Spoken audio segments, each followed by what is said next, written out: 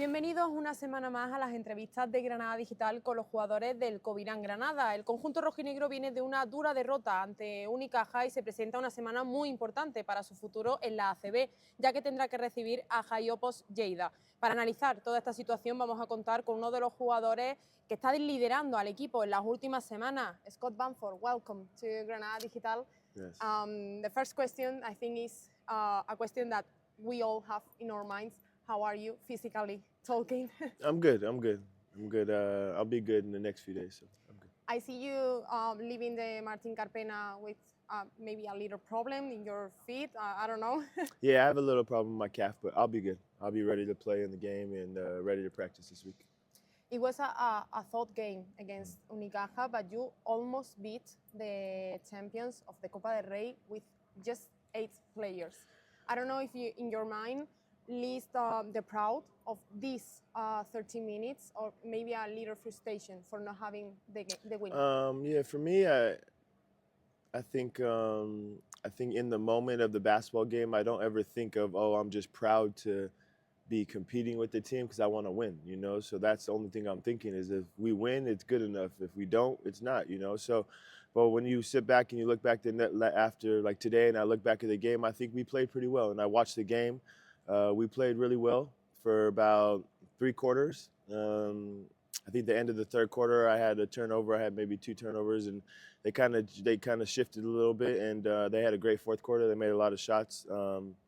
But you know, for me, it's hard. It's a hard balance because for me, I want to win. You know, it's like that's the only thing that matters. If we win, it's good. If we lose, to me, we got to get better. And so, but at the end of the day, we did have 7, 8 players, and it's a tough team. I mean, that's one of the best teams in Europe, and to beat them or even compete with them is a tough thing to do. And I think we played really well for 3 quarters. So.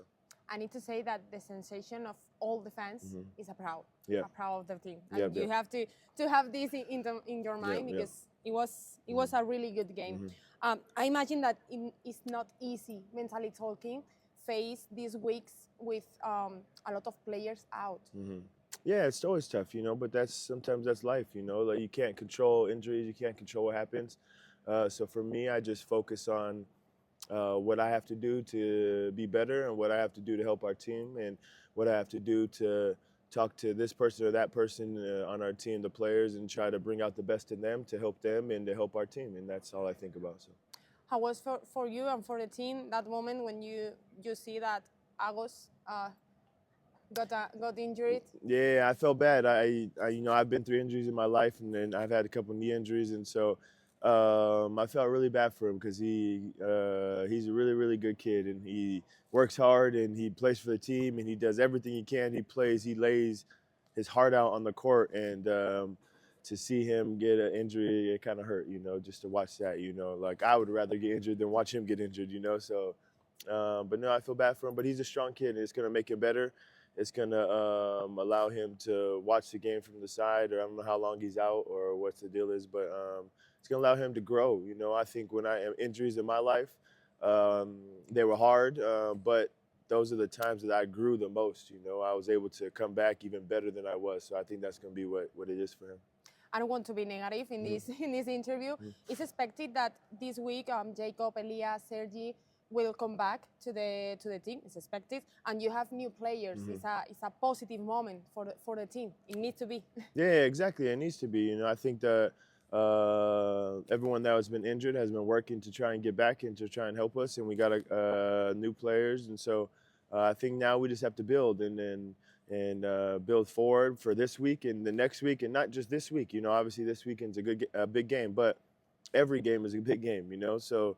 I think we just have to start now and just the good stuff we did in the past and the bad stuff, we kind of just forget that and we just go forward and we try to build today and build tomorrow and go day by day. Before to continue to talking about the team, I would like to talk about you individually. How you rate your season until today?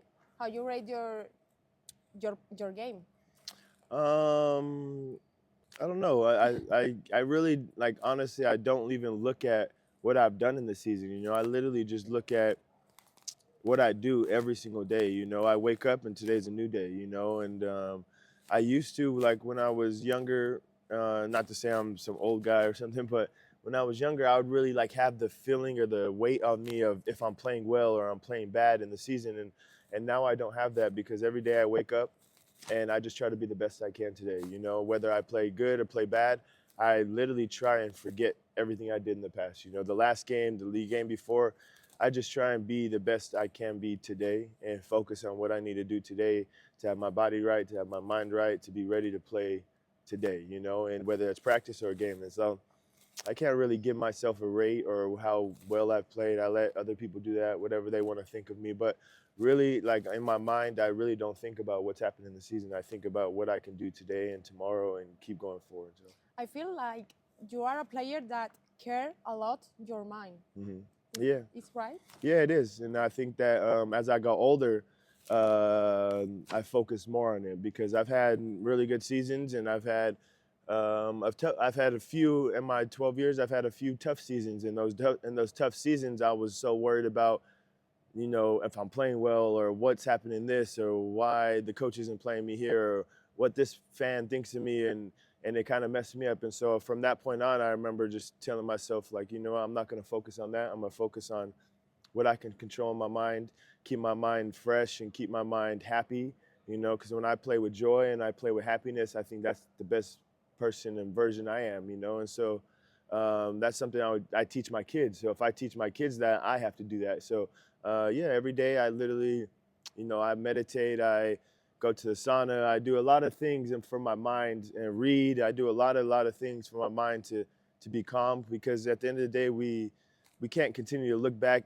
as people. We can't look back to what has happened, whether it's good or bad. You know, today is a new day, and today you have to perform well, and today you have to be good, and then today's over, and tomorrow you have to do the same. And so that's really what I focus on. From a side, we see how you change in this season, how you change, like from August, from now, in continue. You feel like you are in your best moment with the team. I know that you don't want to look about how are you doing, but I feel like you are in your best moment. Yeah, I feel like, I mean, whether it's basketball, I think in my mind, I'm in the best moment, you know. And I think that comes with a lot of things, you know. A lot of things. I have kids. I'm doing a lot of stuff, you know. I have family, I have stuff. So I feel like in my mind, I'm in the best place I am for the whole season. I think earlier in the season, I wasn't in this place. I think that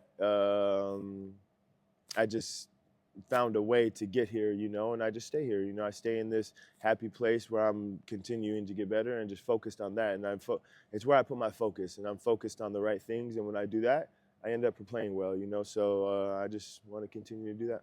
In which things do you think you have to improve? I mean, everything. I feel like everything. If I look at a game, I see the good things. When I watch myself, I see good things, and I see always something I can do a little bit better. So it's everything. It's not just one thing, you know. But I think for the biggest thing I want to improve is just continue to be a better leader, and especially with our guys coming back and new guys, I want to continue to bring the team together. And I think that me doing that will help us become the best team we can be. I want to ask you about Clavel. I don't know if you miss him in the court, because at the beginning of the season, I think that all of us didn't imagine that you can play together at the same time in a game. Yeah, of course. I mean, when I first got here, I think I said in one of the first interviews, I said I feel like me and him should play together some, you know. I mean, I feel like I can adapt to anyone on the court, and we just need time to figure that out. And so, yeah, of course we miss him. We miss the energy he brings every day and his happiness. And he's one of the people that, no matter what happens, every day he's the same, you know, like he's happy, he's laughing, he's loud, he's making jokes. And I think that brings a team together and just shows what kind of person he is. So we definitely miss him. This is your 7th season on the ECB, if I'm not wrong. Is this your most difficult season, or do you have another years that you feel like it was so hard? I think I had 1 year in Murcia where it was a difficult season for me personally. It was a kind of new situation. I kind of expected something else, and it was like one of those situations where I was thinking too much about I got to do this and these people saying this, and so I feel like that was my toughest season. That was the season I probably didn't play the best in the in my whole career, you know, and I still didn't play bad, but I didn't play like who I was, and so for me, I mean, yeah, this is a new situation because I've never been fighting to stay in the league, but I mean, everything's for a reason, and I think that this is something that's good to experience and fight through because it's tough, you know. I've like I said, I've never been at the top team in the ACB, but I've never been at the bottom. You know, I've always been trying to fight for the playoffs or something, and so yeah, it's a new situation, but I enjoy it. You know, I enjoy the fight of it. I enjoy the hard things in life. You know, like I don't know. That's kind of what's made me who I am, is to do hard things and to experience things that are tough and not easy. So I enjoy it.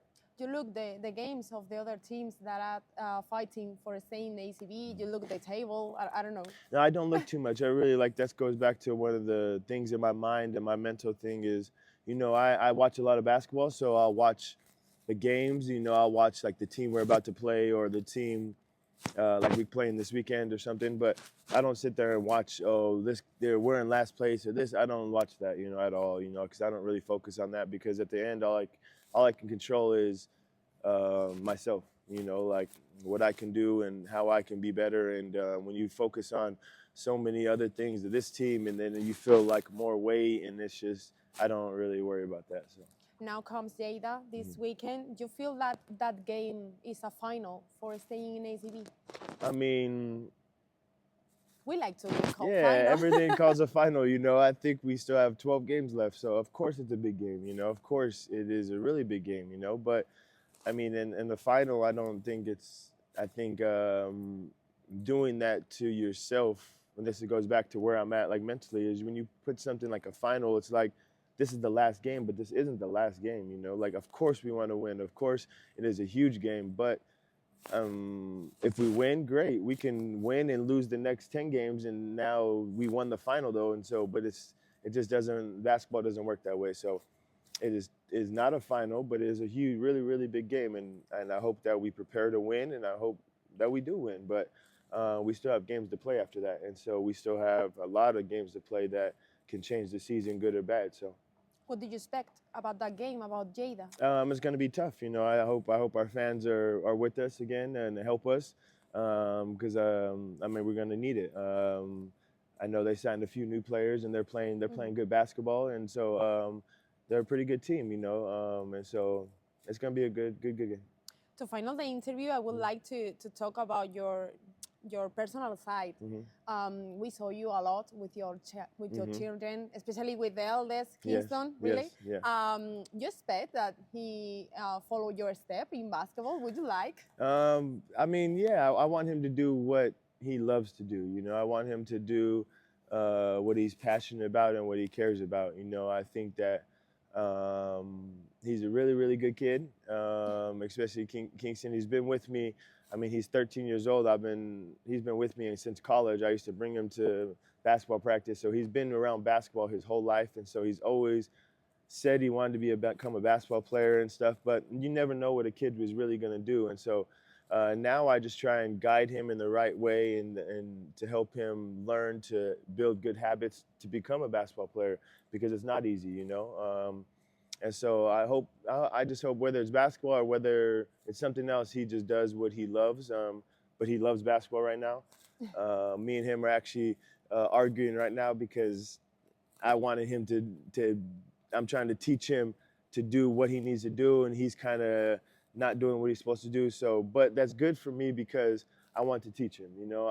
If you want to be a basketball player, this is what you have to do, you know. And so when he doesn't do that, then I tell him about it. I'm honest with him, you know. I tell him, like, if you don't do this, you're probably not going to be a basketball player, you know. And it's just the little things. I try to help him on the little things because that's the only reason I'm a basketball player, is because I did the little things right. I wasn't the fastest, strongest, biggest, but I made sure I did every little thing right. And that allowed me to become a basketball player. And so, you know, I love him whether he is a basketball player or not. I really do think he will be, you know. So I just try to push him in different ways to grow, and as mentally and physically. We work out a lot. He always asks me to work out, so we're always working out. And so I love it, you know. So, and the same with my other two. My little one, he's kind of crazy. He just runs around and he loves basketball too. But my middle one loves basketball. My middle son is more like me. Like I see myself in him a lot. So, yeah, I'm just lucky to have three boys that just love the same thing I love. So I imagine it's not easy to be a professional basketball player and father of 3 boys. It's not easy. Yeah, of course. I mean, it's not easy, but it's fun. You know, I try to just find the fun in it, and I enjoy it. Like this is everything I ever wanted was my kids to be able to watch me play basketball, and then now I have 3 kids that want to play basketball. So it's a lot every day to me to go to practice and do this, and then them ask me to work out, and them ask me to take them to the park to play basketball. But I love it and I do it. No matter if I'm tired or not, I do it. Because I know that that's what makes them happy too.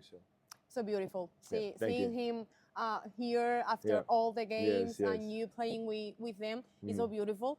And the last one, please, a message for the fans for this weekend important game, and the fans have to be here in the Palacio making this a hell. Yeah, for sure. I think that I just hope that all the fans come and support.